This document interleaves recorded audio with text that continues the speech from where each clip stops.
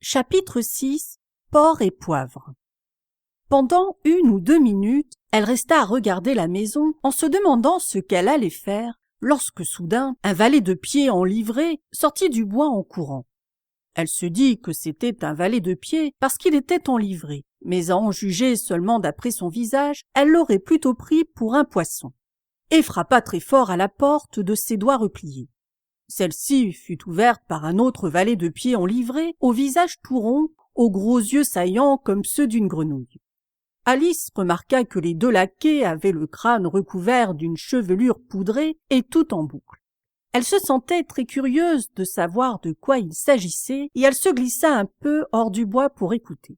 Le valet de pied poisson commença par prendre sous son bras une immense lettre presque aussi grande que lui, puis il l'attendit à l'autre en disant d'un ton solennel: « Pour la duchesse, une invitation de la reine à une partie de croquettes. » Le valet de pied grenouille répéta du même ton solennel, mais en changeant un peu l'ordre des mots. « De la reine, une invitation à une partie de croquettes pour la duchesse. » Puis tous 2 s'inclinèrent très bas et leurs boucles s'entremêlèrent. Alice se mit à rire si fort à ce spectacle qu'elle fut obligée de regagner le bois en courant, de peur d'être entendue.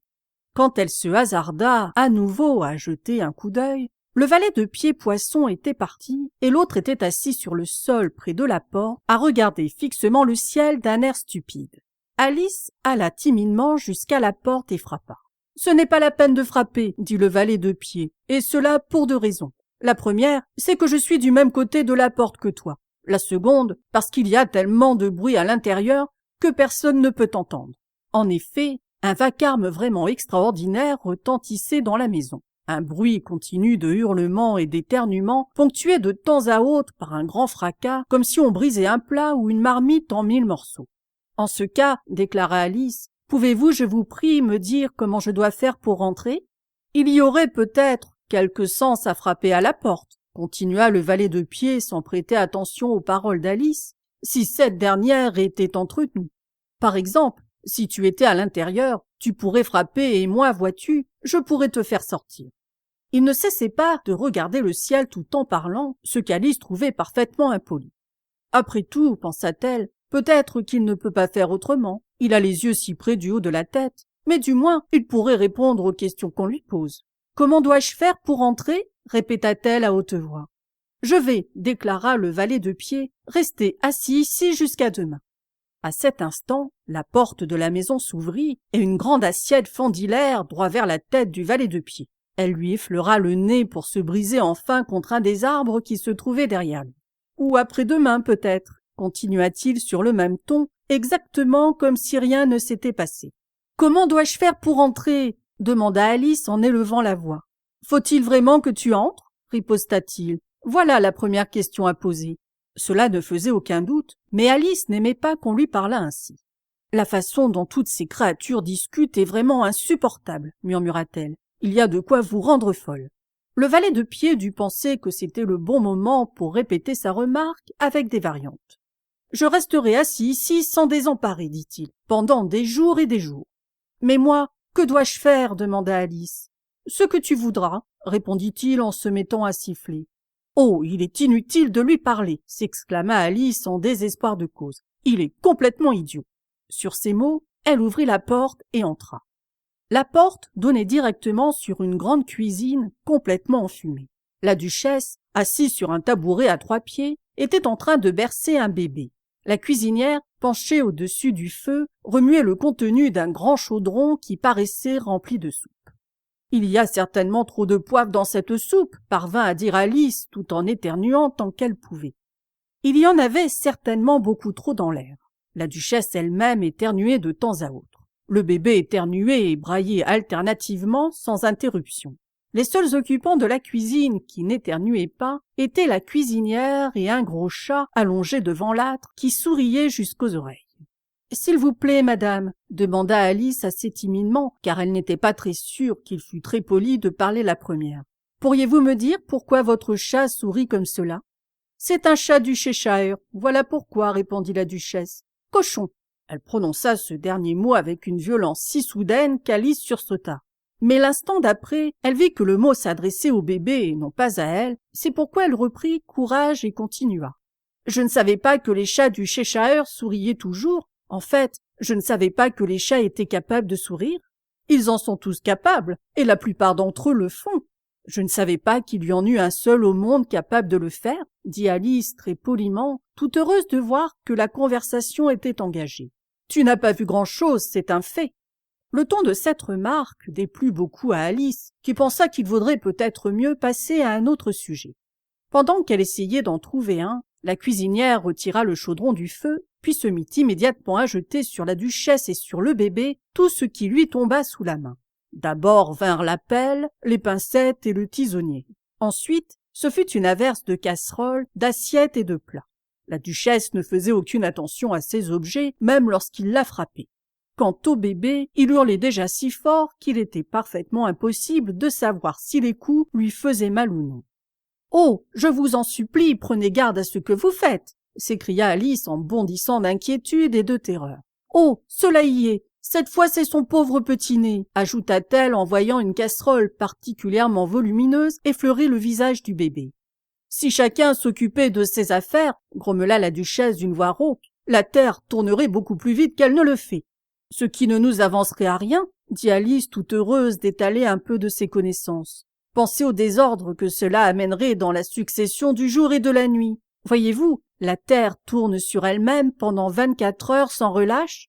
À propos de hache, dit la duchesse, coupez-lui donc la tête. » Alice jeta un coup d'œil anxieux vers la cuisinière pour voir si elle avait l'intention de prendre l'ordre au pied de la lettre. Mais elle était fort occupée à remuer la soupe et n'avait pas l'air d'écouter. Alice se hasarda donc à poursuivre. « Du moins, il me semble bien que c'est 24, ou bien est-ce 12, Oh, ne m'embête pas avec tes chiffres !» s'écria la duchesse. « Je n'ai jamais pu supporter les chiffres. » Là-dessus, elle se remit à bercer son enfant tout en lui chantant une espèce de berceuse et en le secouant violemment à la fin de chaque vers. « Parle durement à ton petit garçon et bats-le lorsqu'il éternue. Il fait cela uniquement parce que c'est un polisson et qu'il sait que cela nous tue. » Pendant tout le temps que la duchesse chantait la seconde strophe de la chanson, elle n'arrêta pas de balloter violemment le bébé de haut en bas, et le pauvre petit hurlait si fort qu'Alice put à peine distinguer les paroles. « Je parle durement à mon garnement, je le bats lorsqu'il éternue, car il peut aimer complètement le poivre que dans ses narines j'insinue. Tiens, tu peux le bercer un peu si tu veux, » dit la duchesse à Alice en lui jetant le bébé comme un paquet. « Il faut que j'aille m'apprêter pour la partie de croquet de la reine. » Et elle sortit vivement de la pièce. La cuisinière lui lança une poêle à frire au moment où elle franchissait la porte et la manqua de peu. Alice eut du mal à saisir le bébé qui avait une forme bizarre et qui étendait bras et jambes dans toutes les directions. « Exactement comme une étoile de mer, » pensa-t-elle.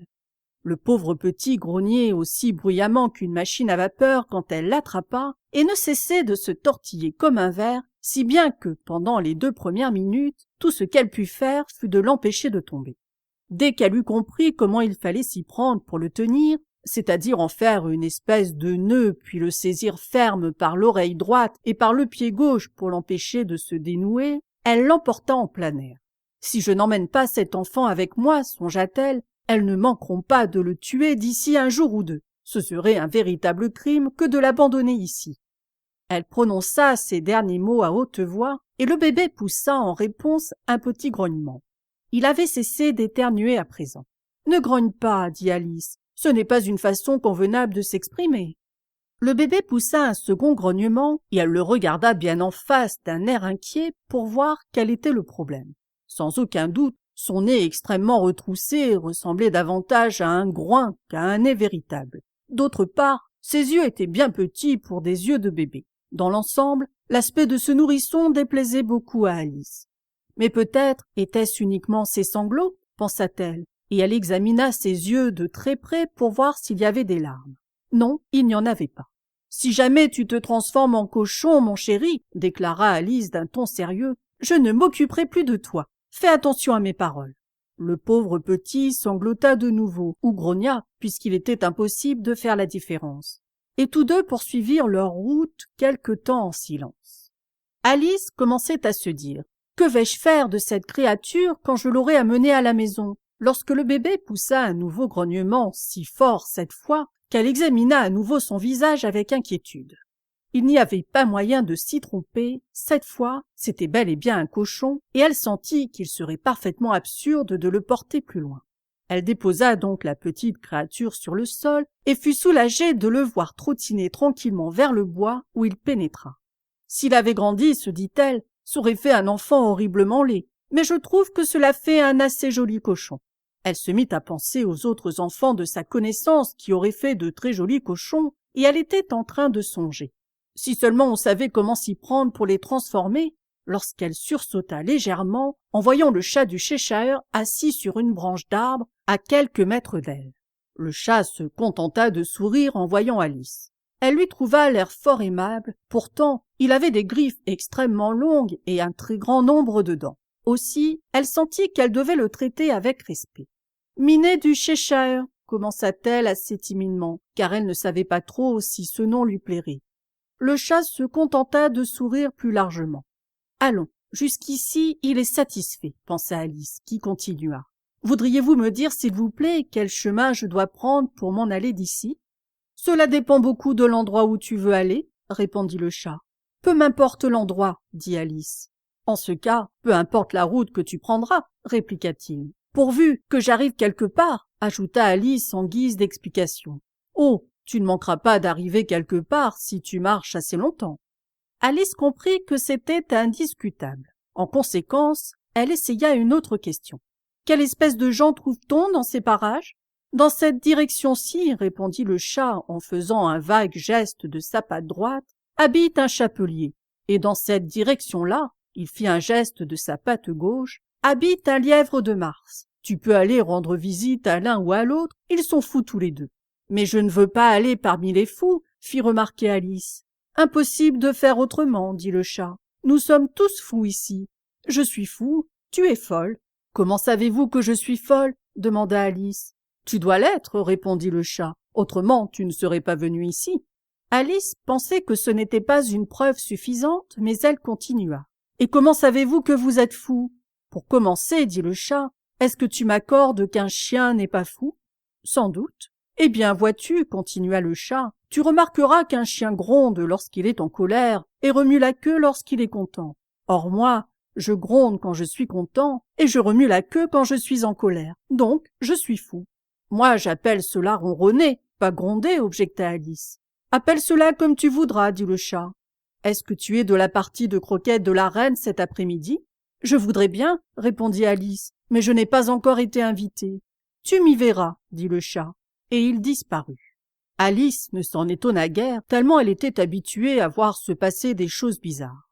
Pendant qu'elle regardait l'endroit où le chat s'était trouvé, il réapparut. « À propos, » fit-il, « qu'est devenu le bébé ? J'allais oublier de te le demander. »« Il s'est transformé en cochon, » répondit Alice d'une voix calme, comme si c'était la chose la plus naturelle du monde. « Cela ne m'étonne pas, » déclara le chat, et il disparut à nouveau.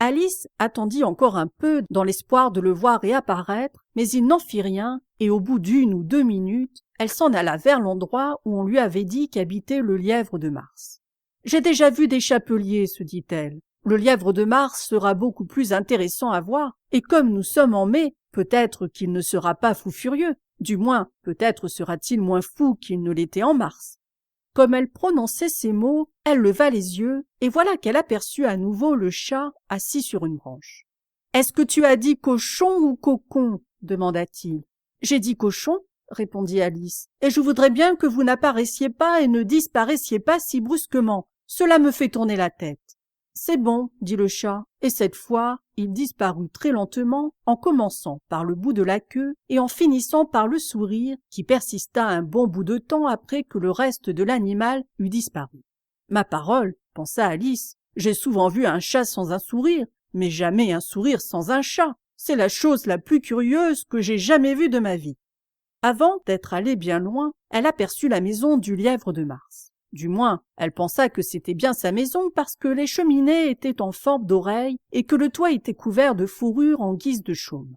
La maison semblait si grande qu'Alice n'osa pas approcher avant d'avoir grignoté un peu du morceau de champignon qu'elle tenait à la main gauche et d'avoir atteint 60 centimètres environ. Même alors, elle reprit son chemin assez timidement tout en se disant « Et s'il est fou furieux après tout, je regrette presque de ne pas être allé voir le chapelier.